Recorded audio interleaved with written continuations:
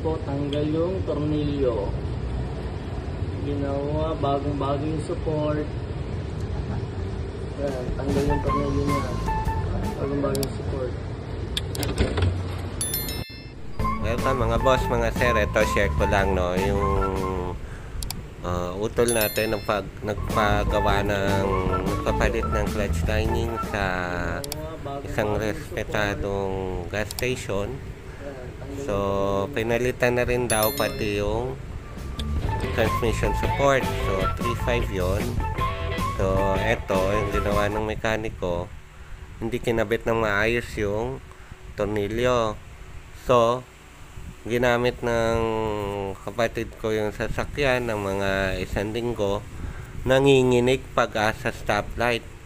So, nung pinalik nila dun sa gas station, ibang mekaniko na yung tumingin, ayan, nahugot na. Sayang yung bagong transmission support, napakamahal pa naman. Eto, 3.5 ang isa niya, tapos ang labor 7,500. So, kasi busy tong utol ko. So, wala siyang time. Kung kailan siya nagka-time, dinala na lang niya sa Servitec sa isang gas station. So, eto lang po. Sinishare ko lang po, mga boss, mga sir.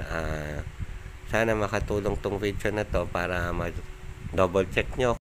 Double check nyo ng mabuti yung pinapagawa nyo. So, ang nangyari dito, pagbalik namin dun sa gas station na yon, umalis na daw yung mekaniko na gumawa nito kasi dami na pala siyang back job na mga nagrereklamo na bumabalik dun sa gas station na yon. So, siya nakusang umalis dun sa gas station. So, yun ang mga boss, mga sir, sinishare ko lang po to para ma-double check nyo rin yung mga ipapayos. Marami pong salamat. Sana po makatulong yung video.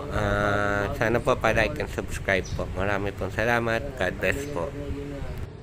Bagong-bagong support.